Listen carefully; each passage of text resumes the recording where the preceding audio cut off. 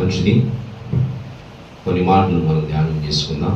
పరిశుద్ధ గ్రంథంలో మనం చదువుకున్న లేఖనంలో ఇలాగ రాయబడి ఉన్నది: దేవుడు తన స్వరక్తం ఇచ్చి సంపాదించిన తన సంఘమును కాయుటకు పరిశుద్ధాత్మ మిమ్మల్ని దేని గురించి అధ్యక్షులుగా ఉంచునో ఆ యావత్తుని గురించి మీ మట్టుకు మిమ్మల్ని గురించి జాగ్రత్తగా ఉండుడి. ఈ మాట చాలా ప్రాముఖ్యమైన మాటగా మనం ఎంచవచ్చు. ఎందుకంటే దేవుడు మనందరికీ సంఘాలు ఇచ్చాడు. ఇవ్వబడిన సంఘాలన్నిటి విషయంలో మనల్ని దేవుడు అధ్యక్షులుగా ఉంచి మనల్ని నిలబెట్టాడు. ఆ నిలబెట్టిన సంఘాల విషయంలో మనం జాగ్రత్తగా ఉండాలని, అటువలే మన గురించిన మన జాగ్రత్త కూడా కలిగి ఉండాలని ప్రభు తెలియజేస్తూ ఉన్నాడు. ప్రియమైన దేవుని యొక్క బిడ్డ, ఇక్కడ రెండు విషయాలు మనము చూడవచ్చు. ఒకటి,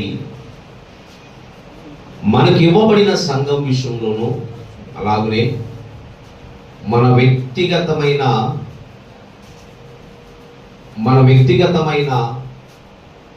ఆత్మీయత విషయంలోనూ జాగ్రత్త కలిగి ఉండాలని ప్రభు తెలియజేస్తూ ఉన్నాడు. ఈరోజు ప్రభు యొక్క మహాకృపను బట్టి ప్రభు మనందరిని పిలిచి, ఇదిగో బలా నమ్మకమైన దాసుడా అని చెప్పి మనందరికీ తల ఒక సంఘాలు మనకు అప్పచెప్పాడు. అంటే అర్థం, మనం దేవుని దృష్టిలో నమ్మకస్తులు. దేవుడు మనలను ఎంతో ప్రేమించి మనల్ని నమ్మకస్తులుగా ఎంచి మనల్ని ఇక్కడ నిలబెట్టాడు. ఆయన మనల్ని నమ్మకం ఉన్నట్లయితే మనకు సేవ ఇచ్చేవాళ్ళ. ఎందుకంటే తన సొంత స్వరక్తం ఇచ్చి ఆయన సంఘాన్ని కొనుగొన్నాడు. తన సొంత రక్తం ఇచ్చి ఆయన సంఘాలను, ఇదిగో సమస్త మానవ కోటిని ఆయన కొనుగొన్నాడు. ఆ కొనుగొన్న ఆ సంఘాన్ని, ఆ సార్వత్రిక సంఘాన్ని మనందరికీ బాధ్యతగా, ఇదిగో ఏలుబడి చేయండి అని అధ్యక్షులుగా మనల్ని నిలబెట్టాడు. అంటే మనం ఎంత ధన్యులమై ఉండవచ్చు. ఆయన చిత్తంలో, ఆయన ఆలోచనలో మనందరం ఉన్నామంటే మనము ఎంత ధన్యులం. ఎందుకంటే ఆయన పనులో యాజమానుడిగా ఉన్న ఆయనను మనందరినీ పనివారుగా పెట్టుకొని, ఇదిగో నమ్మకమైన దాసుడు నీవని పిలిచి ఒక్కొక్కరికును కొన్ని సంఘాలు అప్పచెప్పి, ఇదిగో వీటి విషయంలో మీరు నమ్మకంగా ఉండండి అని దేవుడు తెలియజేస్తున్నాడంటే నీవు నేను ఎంత ధన్యులమై ఉండవచ్చు. ఎందుకంటే దేవుడు మన పట్ల ఎక్కడో మనము మారుమూల గ్రామంలో ఎక్కడో మనము, ఇదిగో ఎన్నిక లేని మనలను దేవుడు పిలిచి ఎన్నికలుగా చేసి కొంతమంది మీద అధికారులుగా మనల్ని ఏర్పరిచాడంటే, కొంతమంది మీద నాయకులుగా మనల్ని నిలబెట్టాడంటే అది దేవుడి యొక్క మహాకృపే కదా. ఎందుకంటే ఆయన మన హృదయాలను చూశాడు. మన జీవితంలో మన జీవితాలను చూసి దేవుడు తన బాధ్యతను కొంత మనకు అప్పచెప్పాడు. ఈరోజు ఆ దేవుడు మనకు తెలియజేస్తున్న మాట ఏంటంటే, అప్పచెప్పిన పని, ఇవ్వబడిన పరిచర్య, వాటిని గురించి జాగ్రత్తగా ఉండండి అని అంటున్నాడు. ఎందుకు జాగ్రత్తగా ఉండాలి అని అంటున్నాడు? సంఘంలో తోడేలు ప్రవేశిస్తూ ఉన్నాయి. సంఘంలో దేవుని చిత్తానికి విరుద్ధమైన బోధనలు ప్రవేశిస్తూ ఉన్నాయి. సంఘంలో దేవుని యొక్క చిత్తానికి వ్యతిరేకంగా అనేకమైన కార్యకలాపాలు జరుగుతూ ఉన్నాయి. వీటన్నిటి విషయంలో ఆయన రాకడ పర్యాంతం వరకు మనము కాచి మనం జాగ్రత్తగా మళ్ళీ తిరిగి ఆయనకు అప్పచెప్పాలని దేవుని యొక్క ఉద్దేశం. అందుకని అంటున్నాడు, నేను స్వరక్తమిచ్చి కొన్న సంఘం, మిమ్మల్ని అధ్యక్షులుగా పెట్టిన సంఘం విషయంలో మీరు జాగ్రత్తగా ఉండండి. అటువలే మిమ్మల్ని గురించి మీరు జాగ్రత్త పడండి అంటున్నాడు. రెండు విషయాలు ఇక్కడ మనం చూడవచ్చు. ఒకటి సంఘం విషయము, రెండు మన గురించిన మనము జాగ్రత్త కలిగి ఉండాలండి. ఈరోజు అపోస్తలుడైన పౌలు తన ఆత్మీయ కుమారుడికి కొన్ని హెచ్చరికలు, కొన్ని జాగ్రత్తలు తెలియజేసినట్లు లేఖనంలో మనం చూద్దాం. ఎట్టి జాగ్రత్తలు? ఈ జాగ్రత్తలు పౌలు తిమోతికి తెలియజేశాడు. అవి మనకు కూడా ఉపయోగపడతాయి. సంఘం విషయంలో మనము చాలా జాగ్రత్తగా మనం కాయవలసిన అవసరం ఎంతైనా ఉన్నది. మనం ఎలా పడితే అలా కాసేస్తాం, ఎలా పడితే సంఘాన్ని అలా మనం మందరం మోపేస్తామంటే దేవుడు మొక్కడు. దేవుడు ఏం చేస్తాడు తెలుసా? నువ్వు కాదయ్యా, నువ్వు పక్కన కూర్చో, ఇంకోళ్ళకి ఇస్తానంటాడు. ఎందుకంటే ఆయన తన బిడ్డల విషయంలో చాలా జాగ్రత్తగా ఉంటాడు. ఇదిగో ఆయన పిలిచి ఇవ్వబడిన తన బిడ్డల కాపుదల విషయంలో దేవుడు ఎంతో నమ్మకంగా ఉంటాడు. ఎందుకంటే బైబిల్లో మన అందరూ తెలుసు, ఎన్నో ఉదాహరణలు ఉన్నాయి. సరిగ్గా కాయన నాయకత్వాన్ని పక్కన పెట్టేశాడు. సౌలు సరిగ్గా దేవుని యొక్క బిడ్డలను వారిని నడిపించకపోతే తీసి పక్కన పెట్టి దావీదుకి ఇచ్చాడు. ప్రియమైన దేవుని బిడ్డ, దేవుడు చాలా నమ్మకంగా కాయు బిడ్డలను చూసి ఎన్నుకొని ఆయన నిలబెడుతున్నట్టు మనం చూస్తూ ఉన్నాం. ఈరోజు పౌలు తిమోతికి కొన్ని హెచ్చరికలు తెలియజేస్తున్నాడు. ఆ హెచ్చరికల గురించి మనం ఒక్కొక్కటిగా ధ్యానం చేద్దాం. ఏమిటి ఆ హెచ్చరికలు? చూడండి, పరిశుద్ధ గ్రంథంలో నుండి తిమోతికి రాసిన మొదటి పత్రిక 4వ అధ్యాయము 11వ వచనం. ఈ సంగతులను ఆజ్ఞాపించి బోధించుము,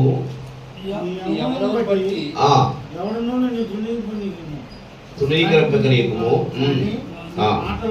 మాటలోను ప్రవర్తనలోను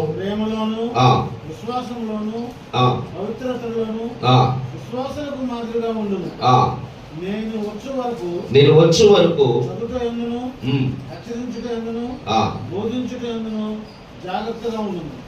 చాలండి. చూడండి, పౌలు అంటున్నాడు ప్రేమ యందు, విశ్వాసం యందు, ఇంకేమన్నాడండి? మాటలోను ప్రవర్తనలోను విశ్వాసంలోను మాదిరిగా ఉండుము, అలాగనే బోధించడి యందు జాగ్రత్తగా ఉండుము అని అంటున్నాడు. ఈరోజు ప్రియమైన దేవుని బిడ్డ, మాటలు ప్రవర్తన ఇవన్నీ దేవునికి అనుకూలంగానే మనం చేస్తాం. మాటలు ఉన్నాయి, ప్రవర్తన, విశ్వాసం అందరితో మనం దేవుడు మనకు మంచి కృపనిచ్చాడు. అన్ని విషయాల్లో మనము దేవునికి అనుకూలమైన భక్తే చేస్తున్నాం. అటువలే ఆయన అంటూ మీరు బోధించుట యందును జాగ్రత్తగా ఉండండి అంటున్నాడు. ఈరోజు ప్రియమైన దేవుని బిడ్డ, మనము బోధ విషయంలో జాగ్రత్తగా ఉండాలి. ఎందుకంటే ఇదిగో తిమోతిలో 4వ అధ్యాయం 16వ వచనం, అదే గ్రంథము 4:16 ఉంటుంది. నిన్ను గురించి, నీ బోధన గురించి జాగ్రత్త కలిగి ఉండము, వీటిలో నిలకడగా ఉండము.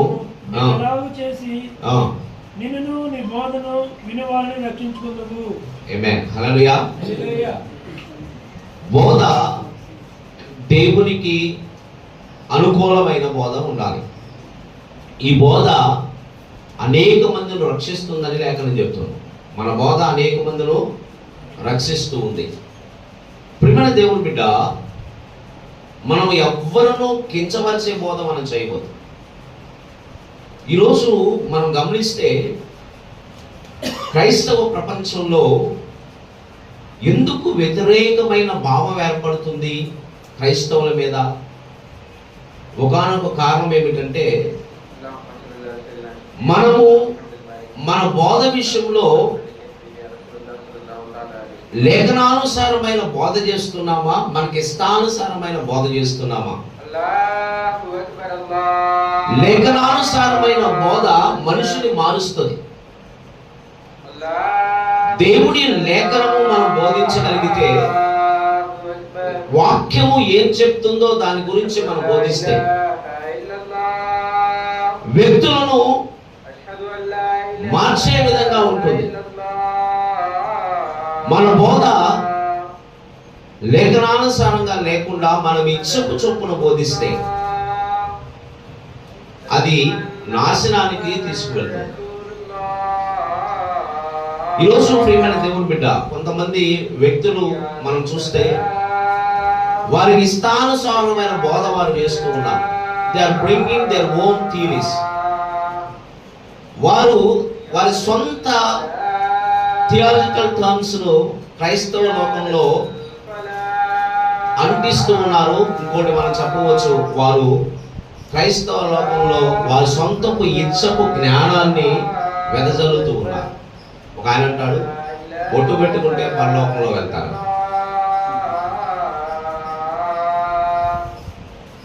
ఇదిగో దేవునికి విరుద్ధమైన బోధలు ప్రపంచంలో మనం చాలా చూస్తూ ఉన్నాం. మ్యాన్ మేడ్ థియరీస్ అంటారు.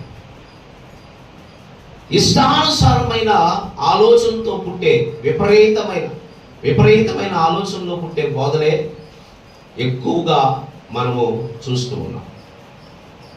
లేఖనం ఏం చెప్తుందో, లేఖనము మనకు ఏమి బోధిస్తుందో అట్టి బోధను మనము చేయవలసిన అవసరం ఎంతైనాను ఉన్నది. నేనంటాను, మన జీవితాంతము 66 పుస్తకాలు మనం బోధిస్తే కల్పిత కథలు చెప్పవలసిన అవసరం మనకు లేదు. మళ్ళీ తిరిగి 66 పుస్తకాలు బోధిద్దాం.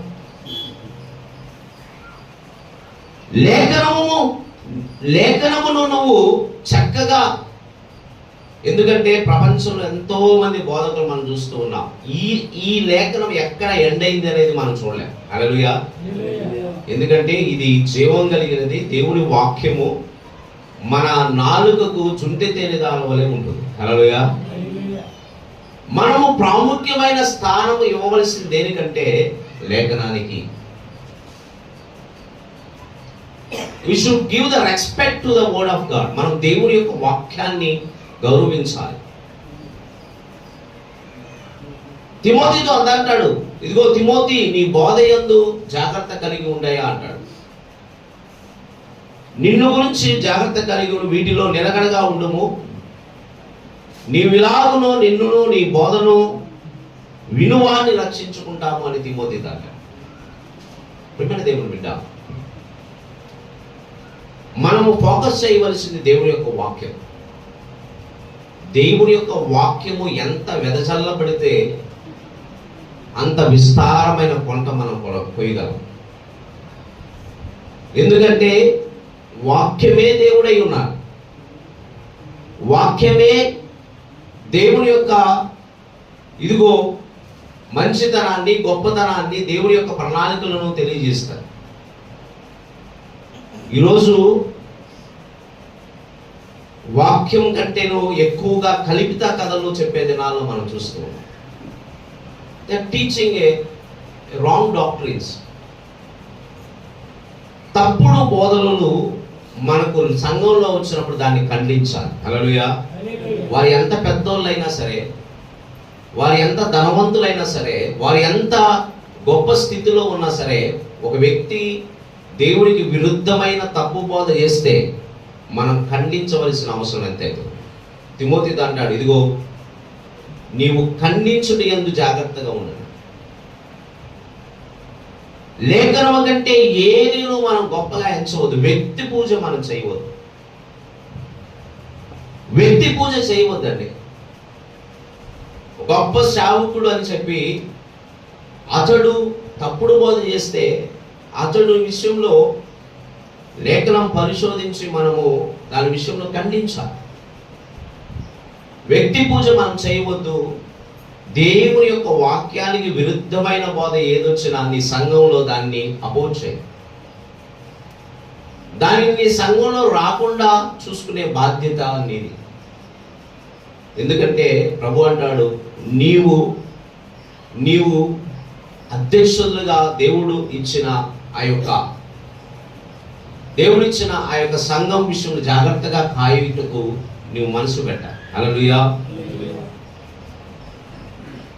పరిశుద్ధాత్మల గురించి ఇగో రకరకముల బోధలు, క్రీస్తుని గురించిన రకరకమైన బోధలు,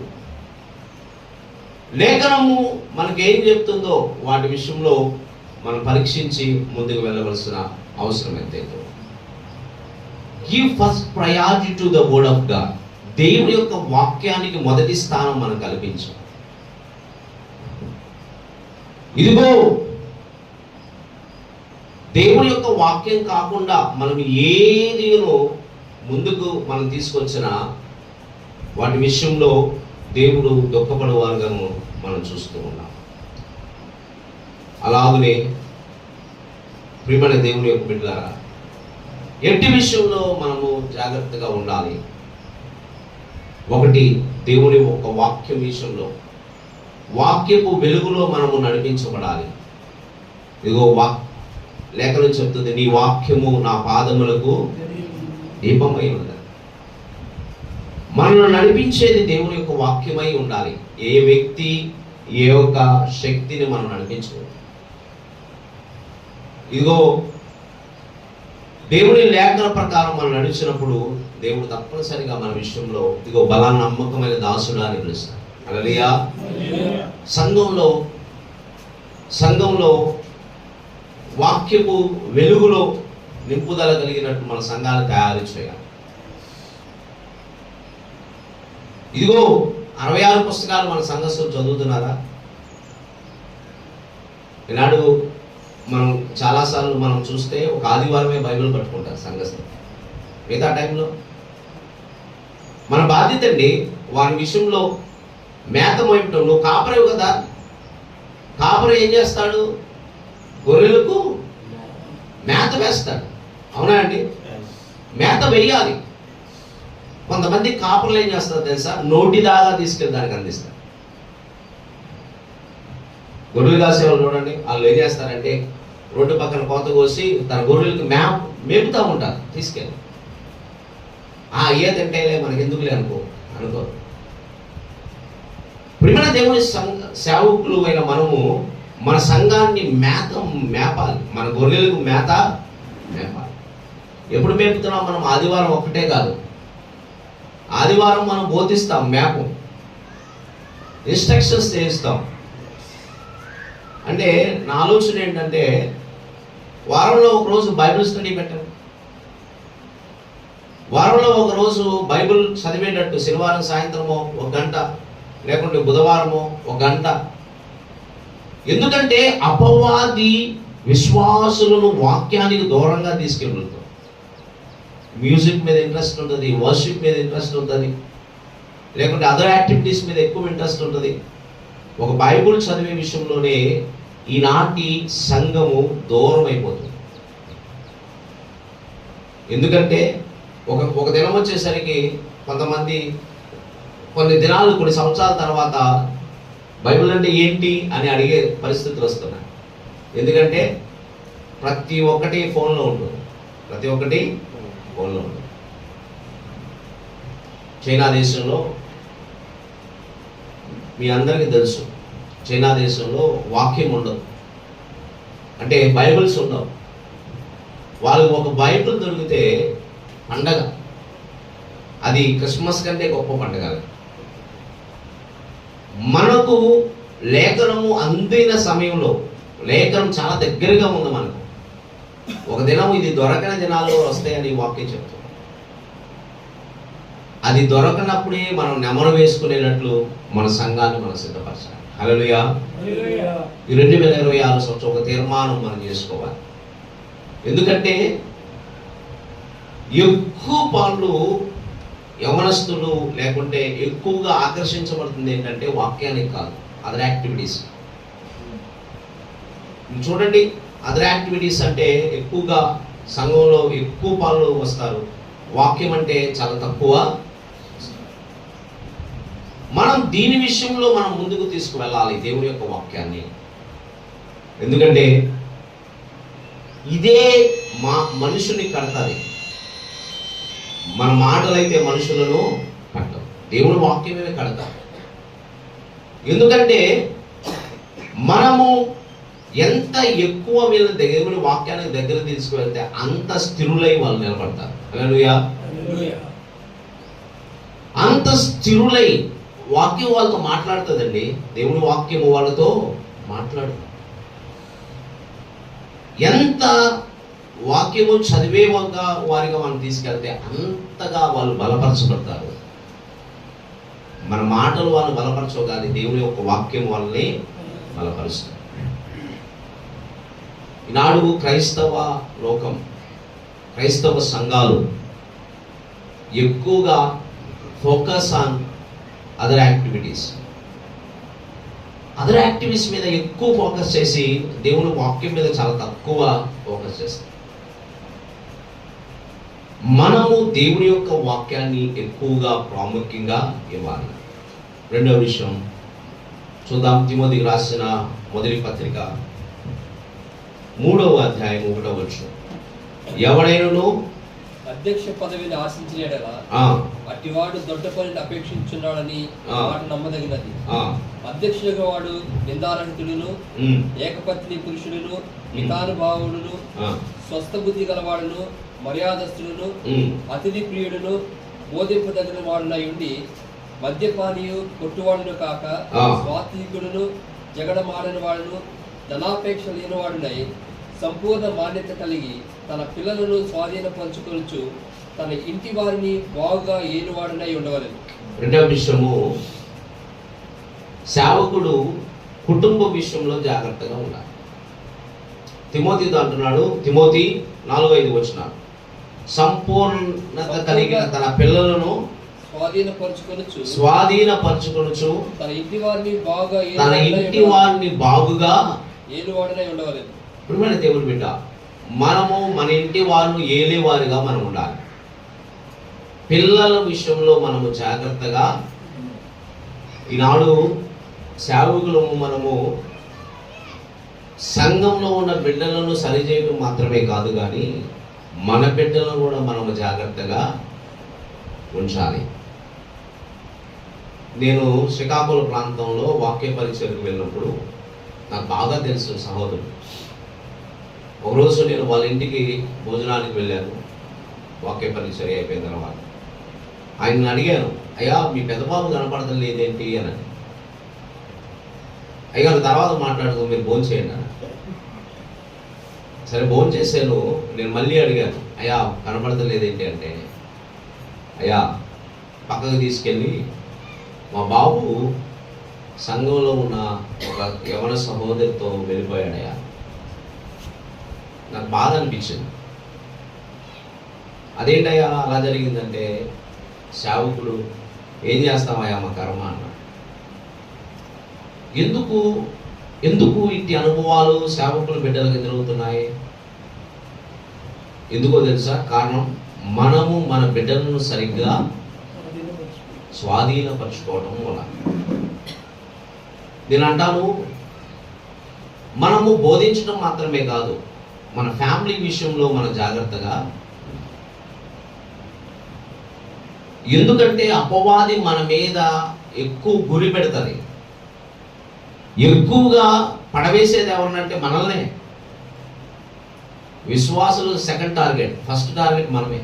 ఎందుకంటే మనం పడిపోతే 100 మంది పడిపోతారు సంఘంలో.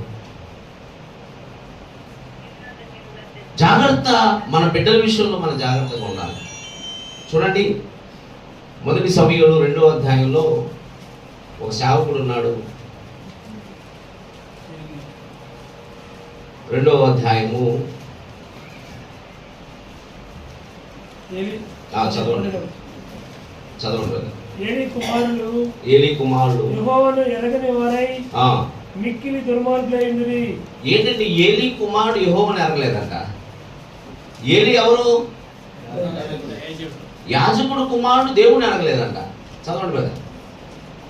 జనుల విషయమై యాజకులు చేయించు వచ్చిన పని ఏమనగా ఎవడైనా బలిపశువును వధించిన మీదట మాంసము ఉడకుతుండగా యాజకుని వారు 3 ముళ్ళ గల కొరికిని తీసుకొని వచ్చి 27వ వచనం చదవండి. 2:27 అంతటా దైవజనుడు ఏలి వద్దకు వచ్చి ఇట్లా నేను యెహోవా నిన్ను గూర్చి సెలవిచ్చినది ఏమనగా నీ పితరుల ఇంటి వారు ఐగుప్తు దేశమందు ఫరో ఇంటిలో ఉండగా నేను వారికి ప్రత్యక్షమైతిని. అతను నా ముందర ఎఫోదును ధరించి నా బలిపీఠం మీద అర్పణమును ధూపమును అర్పించుటకై నాకు యాజకుడు ఉన్నట్లు ఇశ్రాయేలు గోత్రం నుండి నేను అతను ఏర్పరచుకుంటుని. ఇశ్రాయేల్ అర్పించిన హోమ వస్తువులన్నిటినీ నీ పితరుని ఇంటి వారికి ఇచ్చితిని. నా నివాస స్థలమునకు నేను నిర్ణయించిన బలి నైవేద్యమును మీరెలా తృణీకరించుచున్నారు? మిమ్మును క్రొవ్వు పట్టుకొనుచున్నట్టుకై నా జనులకు ఇశ్రాయేలు చేయు నైవేద్యములో శ్రేష్ఠ భాగమును పట్టుకొనుచు నాకంటే నీ కుమారులను నీవు గొప్ప చేస్తున్నావు. నీ ఇంటి వారును నీ పితరుని ఇంటి వారును నా సన్నిధిన యాజకత్వము జరిగించుదురని యెహోవా ఆజ్ఞ ఇచ్చి ఉన్నాను. ఇప్పుడు అది నా మనసునకు కేవలము ప్రతికూలమైనదని ఇశ్రాయేలు దేవుడని యెహోవా సెలవిచ్చుచున్నాడు. కావున యెహోవాకు ఏదనగా నన్ను గణపరచమని నేను గణపరచుదును, నన్ను తృణీకరించు వారిని తృణీకరమందురు. ఆలకించుము. రాగల దినములలో నీ బలమును నీ పితరుని ఇంటి బలమును నేను తక్కువ చేతును. నీ ఇంట ముసలివాడు ఒకడును లేకపోవును. యెహోవా ఇశ్రాయేలుకు చేయదలసిన మేలు విషయములో నా నివాస స్థలమునకు అపాయం కలుగుగా నువ్వు చూతువు. ఎప్పటికి నీ ఇంట ముసలివాడు ఉండడు. ఆమేన్. హల్లెలూయా. ఏలి యాజకుడు. ఏలి కుమారుడుకు యెహోవా అంటే తెలియదట. ఏలి దేవుడు ఏలిని పిలిచి, ఏలి నువ్వు యాజకత్వంలో ఉండు, నీ తర్వాత నీ పితరులు యాజకత్వ ధర్మం చేస్తారని చెప్పాడు. దేవుడు ఏలీకి ఎంతో ఆధిక్యతనిచ్చాడు. ఇచ్చి మీ తరమంతా నా యాజకత్వంలో ఉంటుందన్నాడు. ప్రియమైన దేవుడు బిడ్డ, దేవుడు మనకు వాగ్దానం ఇస్తాడు, ఇవ్వకుండా ఉండడు. దేవుడు మనకు పిలిచాడు, పిలవకుండా ఉండడు. దేవుడు మనకు ఘనతనిస్తాడు, ఆశీర్వాదం ఇస్తాడు. దాన్ని నిలబెట్టే క్రమము మన దగ్గరే ఉన్నది. హల్లెలూయా. ఏలీ తన బిడ్డల విషయంలో నిర్లక్ష్యంగా ఉన్నాడు. తన కుమారుడు ఇదిగో నిర్లక్ష్య భావంతో ఉన్నట్లు మనం చూస్తున్నాం. నరుడికి నరుడు తప్పు చేసిన ఎడల దేవుడు విమర్శ చేయను గాని చాలు. ఆయన తన బిడ్డలను పట్టించుకోవాలా. వాళ్ళు దేవుని దృష్టిలో యోగ్యంగా ఉన్నారా అయోగ్యంగా ఉన్నారా అని పట్టించుకోవాలా. వారు ఏమీను పట్టించుకోకుండా తన ఇష్టానుసారంగా వదిలేసినప్పుడు వాళ్ళు ఏం చేశారంటే దేవునికి విరుద్ధంగా పాపం చేశారు. దేవుడు పిలిచి ఏలిని అంటాడు, ఏలి నాకంటే నీ కుమారుడు గొప్పగా చేసుకున్నావు కదా, ఇక నుండి నీ కుటుంబంలో ఆయన యాజకత్వం ఒకటే తీసేలా, తల ఎంటులు నిలిచేవాడు ఎవడో ఉన్నాడు, ముసలాడు అయ్యేవాడు ఎవడు ఉన్నాడని శపించాడు. హల్లెలూయా. ఒకప్పుడు యాజకత్వం తరతరాలు చేయవలసిన ఏలి కేవలము తన నిర్లక్ష్యత, తన బిడ్డలను కాపుదల చేయకుండా ఉన్న దాన్ని బట్టి ఆయన ఏం చేశాడంటే యాజకత్వాన్ని తీసేశాడు. ఇదిగో ముసలోళ్ళు అనే వాళ్ళు ఎవ్వరూ లేకుండా తీసేస్తున్నానన్నా అని తెలియజేశాడు. హల్లెలూయా. ఏలి తర్వాత ఎవరికి ఇచ్చాడు? సమూయేలుకి అప్పచెప్పబడి. ఈరోజు మన కుటుంబం, మన బిడ్డలు జాగ్రత్తగా ఉన్నారా లేదా అని పరీక్షించుకోవాలి. చాలామంది విశ్వాసులు మన మీద వేలెత్తి చూపించే క్రమాన్ని మనం ఎక్కువ బాగా చూస్తాం.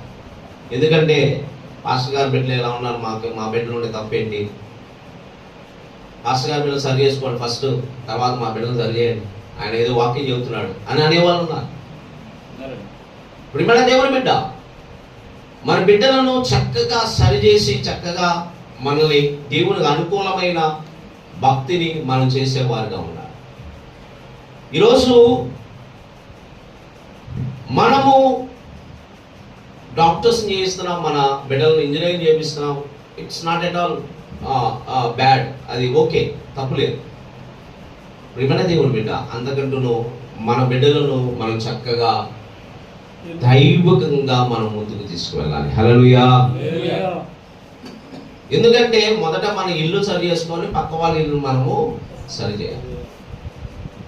మన బిడ్డలు ఎలా ఉన్నారు, ఏ స్థితిలో ఉన్నారు, మనం విస్తారమైన పని పెట్టుకుంటున్నాం కాదంటలా. ఎక్కడ చూసినా మీటింగ్స్, ఎక్కడ చూసినా మనం వాక్య పరిచయకు వెళ్తున్నాం, సేవ చేస్తున్నాం, కుటుంబ విరామం లేకుండా సేవ చేస్తున్నాం. కానీ ఫస్ట్ మన కుటుంబంలో మన బిడ్డలు, మన కుటుంబం ఎలా ఉందని పరీక్షించుకోవాలి. హల్లెలూయా. ఎలా ఉన్నారు మన బిడ్డలు? దేవుడికి అనుకూలమైన భక్తున్నారా, విస్తారంగా మనం ఉన్నప్పుడు ఒకలా ఉన్నారా, లేనప్పుడు ఒకలా ఉన్నారా అనేది మనం జాగ్రత్తగా పరీక్షించుకోవాలి. ఈరోజు ప్రియమైన దేవుని బిడ్డ, అమెరికా దేశంలో ఒక ఇద్దరు భార్యాభర్తలు. ఆయన మంచి సేవకుడు అండి, మంచి సేవకుడు, మంచి సేవ చేస్తూ వేలాది మంది దేవుళ్ళు నడిపించారు. వాళ్ళ భార్య ఆయన మీద కేసు వేసిందంట, కేసు పెట్టిందంట. కేసు పెట్టగా ఆయన నోటీస్ వస్తే పలకరించాడు. నోటీస్ వస్తే అడిగాడంట, ఏంటమ్మా నా మీద కేసు పెట్టావు, నేనేం చేశాను నీకు తక్కువ, నీకు అన్ని కొనిస్తున్నా కదా, విస్తారంగా మనకు మంచి సంఘం ఉంది, మంచిగా చక్కగా మనం తింటున్నాం, చక్కగా ఉంటున్నాం, నా మీద కేసు వేసావు అంటే, నేను ఇక్కడ మాట్లాడు కోర్టులో మాట పదా అన్నాను. కోర్టులోకి వెళ్ళి జడ్జి గారు అడిగారంట, ఏంటయ్యా ఏంటి మీ సమస్య అంటే, మా భార్య నా మీద కేసు వేసింది. ఏం చేస్తావు పాస్టర్ గారు అండి. అవునా, పాస్టర్ గారి మీద కేసు వేయడం ఏంటి, ఏమైంది అని అంటే, ఆమెను అడుగుతున్నాడండి జడ్జ్, మీ ఆయన సరిగ్గా చూస్తలేదా మిమ్మల్ని? మంచిగా చూస్తాడండి. మరి అన్నం పెడతలేదా? పెడుతున్నాడండి. మరి వస్త్రాలు ఏమైనా ఉంటే ఇస్తున్నాడండి. మీ బిడ్డలు సరిగ్గా చూసుకోవట్లేదా? చూస్తున్నాడండి. అన్నీ చేస్తున్నాడండి. మరి అన్నీ చేస్తే కేసు ఎందుకు పెట్టావమ్మా అంటే, అవందంట, అయ్యా అన్నీ బాగానే ఉన్నాయి కానీ రోజులో ఒక గంట కూడా నాకు కేటాయించట్లేదు అయ్యా అన్నాడు. రోజులో ఎప్పుడు సేవ సేవ సేవ అని తిరుగుతాడయ్యా, నన్ను అసలు పట్టించుకోవట్లేదు, కనీసం తిన్నావా అమ్మ అని కూడా అడగట్లేదు. ఒకసారి మీరు ఇంటికి వెళ్ళి అడగండి, మీ వారికి ఎంతమంది ఆ స్వభావంతో ఉన్నారు. మేబీ వాళ్ళు కేసు వేయకపోవచ్చు నీ మీద. మనము మన కుటుంబమును జాగ్రత్తగా ఉండాలి. మనం విస్తారమైన సేవ ఇచ్చాడు దేవుడు, కాదంటున్నా. కానీ దేవుడు ఇచ్చిన పరిచర్య కాపాడుకుంటూ మన కుటుంబాన్ని కూడా మనం కాపాడుకోవాలి. హల్లెలూయా. ద డివైన్ ఆర్డర్, దైవికమైన ఆర్డర్ ఏంటంటే, మొదట దేవుడు ఆదామును సృష్టించి నాతో మాట్లాడయ్యా అని చెప్పాడు ఆదాము. తర్వాత ఏం చేశాడు తెలుసా? అవ్వను సృష్టించాడు. హల్లెలూయా. ఆ తర్వాతే పనిచ్చాడు. గమనించండి, మొదట మనకు దేవుడి యొక్క స్థానం కనిపించాలి. రెండవది ఫ్యామిలీ లైఫ్ ఇంపార్టెంట్. తర్వాత నీకు ఇచ్చిన పని, సేవా విషయంలో నువ్వు ఆసక్తులై ఉండాలి.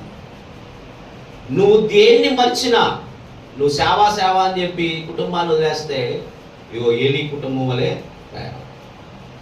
ఏలీ యాజకత్వం చేస్తూ చేస్తూ చేస్తూ ఉన్నాడు, యాజకత్వాన్ని వదల్లా, కానీ బిడ్డలు మర్చిపోయాడు. వాళ్ళు ఏం చేస్తున్నారు, వాళ్ళు దైవికంగా ఉన్నారో లేదా అని మర్చిపోయాడు. మర్చిపోగా అక్కడ రాయబడి ఉంది, ఏలీకి కుమారుడికి యెహోవా ఎవరో తెలియదంట. ఎంత దౌర్భాగ్యం అండి, యెహోవా ఎవరో తెలియదంట. వాళ్ళ నాన్న చేస్తున్న యాజకత్వాన్ని ఎవరో తెలియదంట. ఇదిగో ప్రియమైన దేవుని బిడ్డ, మనము మన బిడ్డలను దైవకంగా ముందుకు తీసుకువెళ్ళాలి. Hallelujah. Maybe they may doctor, they may engineer, వారు ఎంత గొప్ప స్థితి అయినా కలగవచ్చు, కానీ మనము దైవకంగా వారిని ముందుకు తీసుకువెళ్ళాలి. ద ఫస్ట్ ప్రయారిటీ దేవునికి ఇవ్వాలి. దేవునికి ఇచ్చినప్పుడు చక్కగా వారు దైవత్వంలోనికి, ఇదిగో దేవుని పని చేయడానికి వారు పురుగులు పడతారు. హల్లెలూయా.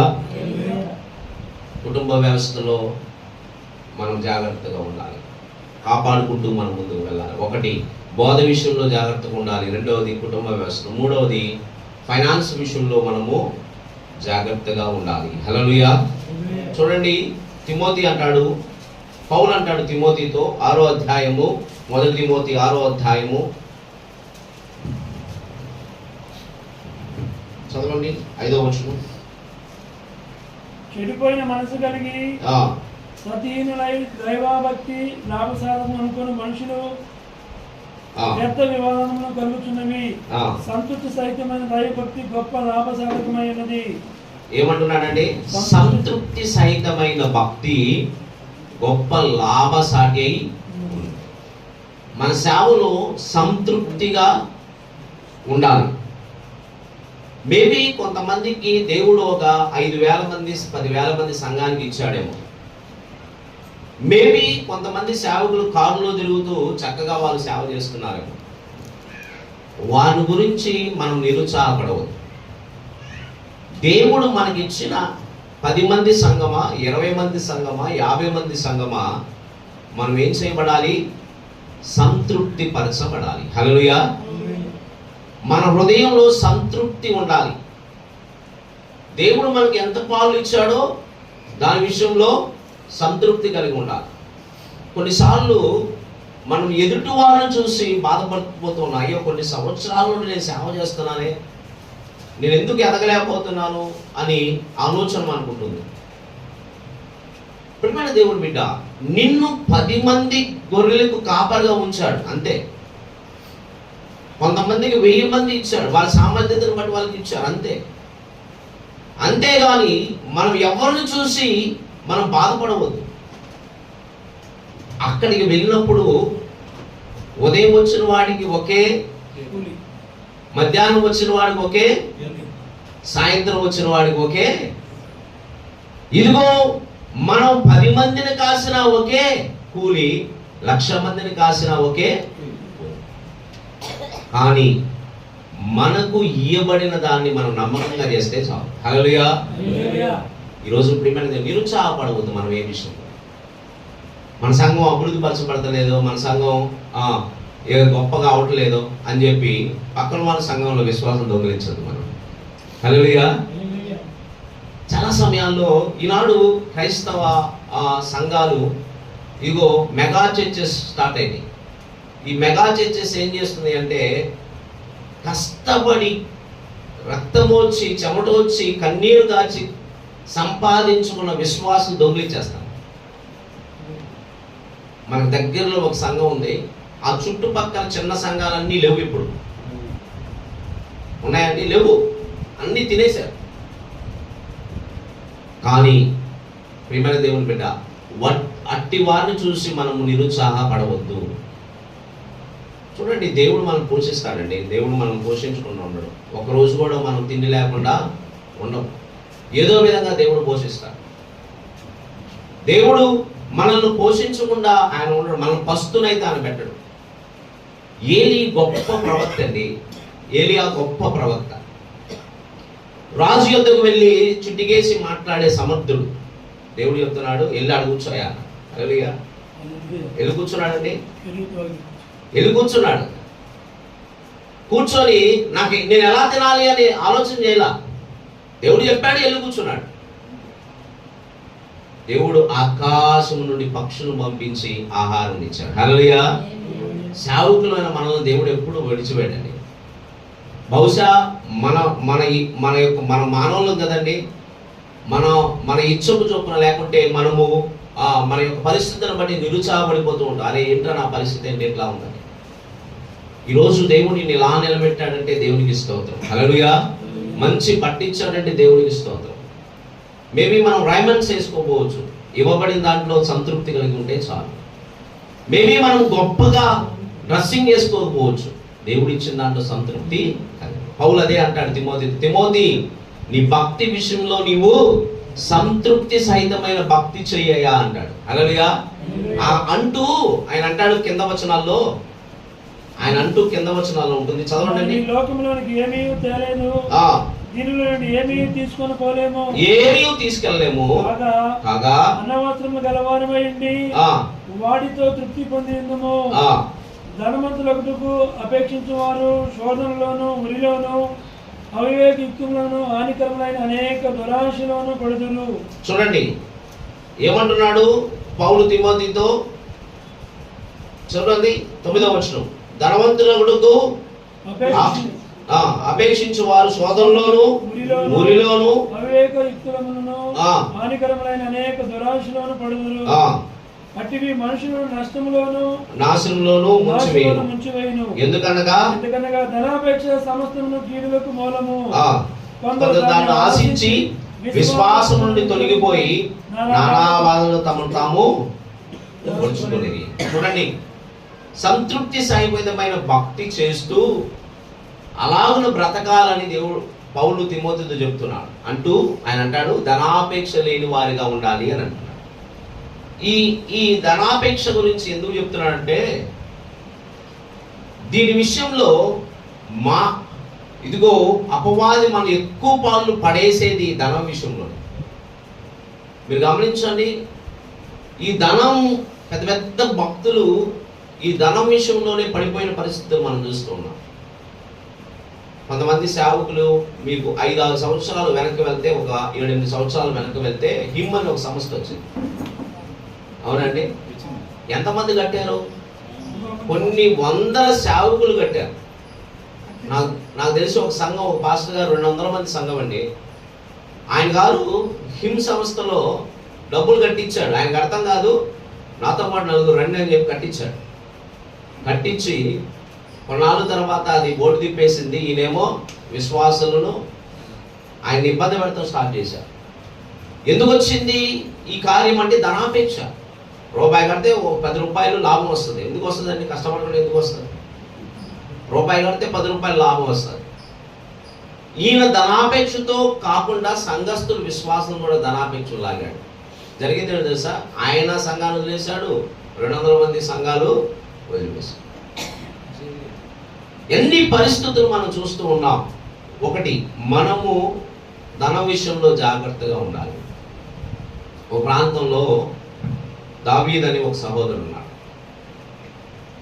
ఆయన ప్రతి నెల తప్పకుండా దశమభాగం తీసుకొచ్చి ఇచ్చేవాడు.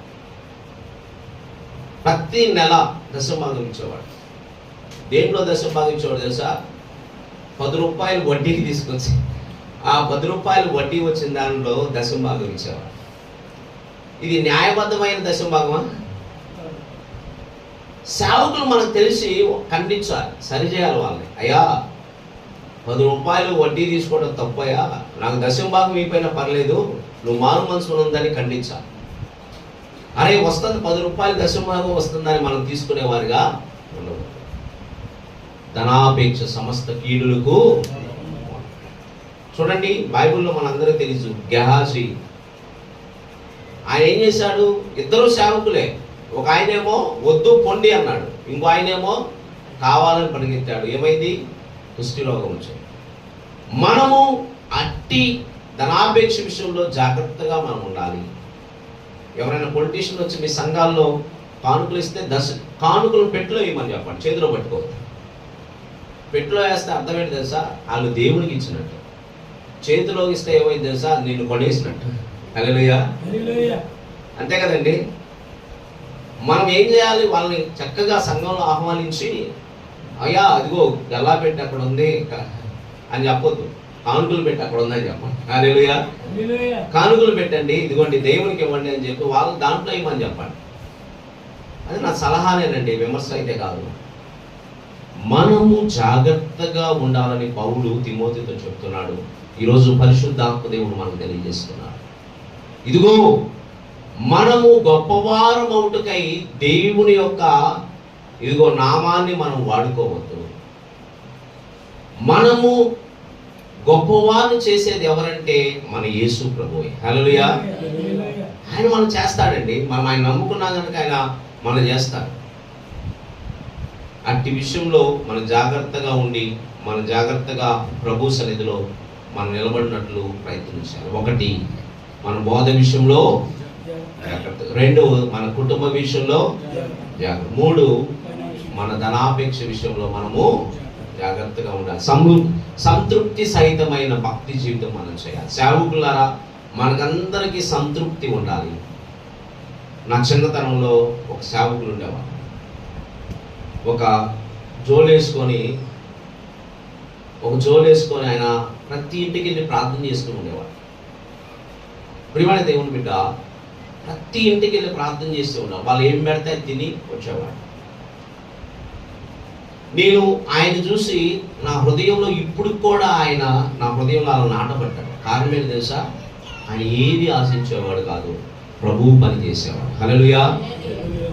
మనము మంచి సాక్ష్యము మనం పొందుకుంటే, మనము కనుక దేవుళ్ళు మంచి సాక్ష్యం మనం పొందుకోగలిగితే, ప్రభు మనలను ఇదిగో శాశ్వతంగా నిలబెట్టేవారిగా మనం ఉంటాడు. హల్లెలూయా. సేవకుడికి మంచి సాక్ష్యం అవసరమండి. సాక్ష్యం లేని సేవ, సాక్ష్యం లేని బ్రతుకులు దేవునికి యోగ్యమైనది కాదు. ఇదిగో సేవకుడు మంచి సేవకుడు రా అని పిలువబడాలి. అరే ఏంట్రా ఈ సేవకుడు అన్నట్లు మన జీవితాలు ఉండకూడదు. మంచి సేవ చేశాడు రా ఇతడు. ఆ వృద్ధుడు ఆయన 60-70 సంవత్సరాలప్పుడు జోలేసుకొని ఇప్పుడు కూడా గుర్తున్నాడంటే కారణం ఏమిటంటే తన నమ్మకమైన సేవ. హల్లెలూయా. మన సేవలు, మన యొక్క వ్యక్తిగత జీవితాలు దేవునికి యోగ్యంగా ఉండాలి. అందుకనే మనం చదువుకున్న వాక్యంలో ప్రభు అంటాడు, ఇదిగో మిమ్మల్ని గురించి మీరు జాగ్రత్త కలిగి ఉండాలి, అలాగనే ఇదిగో నా సంఘమును గురించి జాగ్రత్త కలిగి. ఆయన గురించి, మన గురించి మనం జాగ్రత్త ఉన్నాం. మన సాక్ష్యం ఏమిటి? మనం ఎలాగున బ్రతుకుతున్నాం? దేవుని దృష్టిలో యోగ్యంగా ఉన్నామా, అయోగ్యంగా? మన కుటుంబం ఎలాగున్నది? అటువలనే మనము సంఘం కోసం కూడా సాక్ష్యం కలిగి ఉండాలి. సంఘం విషయంలో జాగ్రత్తగా ఉండాలి. సంఘం తప్పిపోతున్నప్పుడు, సంఘం ఇదిగో లోకానుసారంగా బ్రతుకుతున్నప్పుడు మనం సరి చేయాలి, ఖండించాలి, సరిదిద్దాలి. అందుకొరకే దేవుడిని అధ్యక్షులుగా పెట్టాడు. హల్లెలూయా. ఈరోజు 2026 సంవత్సరంలో మీ సేవలు, మీ పరిచర్యలు యోగ్యంగా దేవుని రాకడ ఆలస్యమైతే ఆయన చిత్తంలో ఆయన బలా నమ్మకమైన దాసుడిగా పిలువబడినట్లు మనం సిద్ధపరచుకోవాలని ప్రభు పేరట మనవి చేస్తూ నా ఈ మాటలు ముగిస్తున్నాను. ప్రార్థన చేసుకుందామా? ప్రార్థన చేసుకుందాం. ప్రభువానికి స్తోత్రాలు. ఈ మధ్యాహ్న కాలం సమయంలో కొన్ని మాటలు మీరు మాకు అయా ప్రభా ఒకరినొకరు బలపరచుకోవడానికి ఏర్పరిచిన సమయాన్ని బట్టి స్తోత్రాలు. ఇదిగో ప్రభా అయా, ఇదిగో నీ స్వరక్తం ఇచ్చిన అయా కొన్న సంఘము, ఇదిగో అయా మిమ్మల్ని గురించి మీరును అలాగనే సంఘముని గురించి జాగ్రత్త కలిగి ఉండాలని నీ వాక్యం తెలియజేస్తుంది. అవును తండ్రి, అట్టి జాగ్రత్తలు మా జీవితంలో ఉండవల్ల సహాయం చేయండి. బోధ విషయంలో ప్రభా మేము మా అనుకూలమైన బోధ కాదు కానీ లేఖానుసారమైన బోధన చేయవారుగా మీరు మమ్మల్ని బలపరచమని అడుగుతున్నాం. అలాగనే యేసయ్యా మేము ప్రార్థిస్తున్నాం. మా కుటుంబ విషయంలో ఇదిగో అధ్యక్షులుగా ఉండవలసిన వారు ఇదిగో వారి బిడ్డలను, వారి యొక్క కుటుంబాన్ని ఏలాలని వాక్యం తెలియజేస్తుంది. మేము ఏలులాగున వారిని మేము అయా నమ్మకమైన ఇదిగో బిడ్డలుగా ఉండబడులాగున నీ ముందు ఇదిగో ప్రభా మేము సాక్ష్యం పొందుకునే సహాయం చేయండి. అలాగనే ప్రార్థిస్తున్నాను. ఇదిగో ధనాపేక్ష సమస్త కీడులకు మూలమని, సంతృప్తి సహితమైన భక్తి జీవితాన్ని మేము కలిగి ఉండాలని, అట్టి సంతృప్తి మా జీవితంలో దయచేయమని అడుగుతున్నాం. నీవిచ్చిన ప్రతి ఈవుని బట్టి నీకు స్తోత్రాలయ్యా. నీవిచ్చిన ప్రతి ఒక్క మేలు బట్టి నీకు స్తోత్రాలయ్యా. మాకిచ్చిన వస్త్రాలను బట్టి, మాకిచ్చిన ఆహారాన్ని బట్టి, మాకిచ్చిన ఇదిగో సంఘాలను బట్టి నీకు స్తోత్రాలు తండ్రి. మేము ఎక్కడ అత్యాసక్తులై ఉండకుండా ప్రభా ఇదిగో ఆసక్తి కలిగిన జీవితం కలిగేలాగా మీరు సహాయం చేయండి. అయా ప్రభా నీకు స్తోత్రాలు తండ్రి. మమ్మల్ని మీరు బలపరచమని అడుగుచూ ఉన్నాం. ఇదిగో సేవకులందరూ మీరు తృప్తిపరచండి తండ్రి. ఇదిగో సంతృప్తి భరితమైన భక్తి జీవితం మాకు దయచేయండి. మేము పరిగెత్తి అయా ప్రభా, అయా దేవ ప్రభా ఇదిగో వ్యర్థమైన వాటి కొరకై కాకుండా ప్రభా నీ రాజ్యపు స్థాపన కొరకై మేము నిలబడులాగా మీరు సహాయం చేయండి. నీ రాజ్యము కట్టే యోధులుగా ఇదిగో పరిశుద్ధమైన ఇదిగో ప్రజలుగా, యాజకులుగా మమ్మల్ని ఎన్నుకున్నాం. అట్టి కృపను మీరు మాకు దయచేసి మమ్మల్ని బలపరచమని యేసు నామములో అయా మేము ప్రార్థిస్తున్నాం. అలాగనే జయానంద్ గారు వారికి ఇచ్చిన ఆలోచన, వారికి ఇచ్చిన ప్రేరేపణ, వారికి ఇచ్చిన దర్శనం, వారికి ఇచ్చిన నీ యొక్క దేవప్రభా కృప బలంగా ప్రభుల్లాగున అయా అన్ని విషయాల్లో బిడ్డలు వర్ధిల్లుకు చేయండి. ఇదిగో ప్రభా నాయకులుగా అయా ప్రభా మీరు నిలబెట్టారు. ఆ నాయకత్వం ప్రభా నీ రాజ్యపు ఇదిగో నీ రాకడ పర్యాంతం వరకు నమ్మకంగా కొనసాగలా సహాయం చేయండి. నేను ప్రార్థిస్తున్నాను. వారిని, వారి కుటుంబాన్ని ఇదిగో ప్రభువా వారి సంఘాలను, వారి పరిచయలను, ఇక్కడ కూడి వచ్చిన ప్రతి సంఘాన్ని, ప్రతి ఒక్క సేవకులను ఇదిగో ప్రభు అనుభవజ్ఞులు, మాకంటే జ్ఞానులు ప్రభువా వారందరూ మీరు దీవించి ఆస్వాదించమని యేసు నామములో అడుగుతున్నాం తండ్రి. ఆమేన్.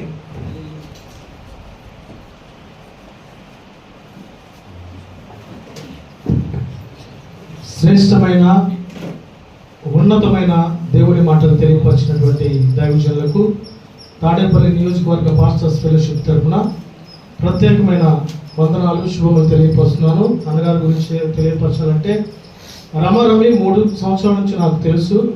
మామూలుగా వారి యొక్క పరిచర్య, వారి యొక్క సేవా విధానాన్ని నేను గమనిస్తూ ఉన్నాను.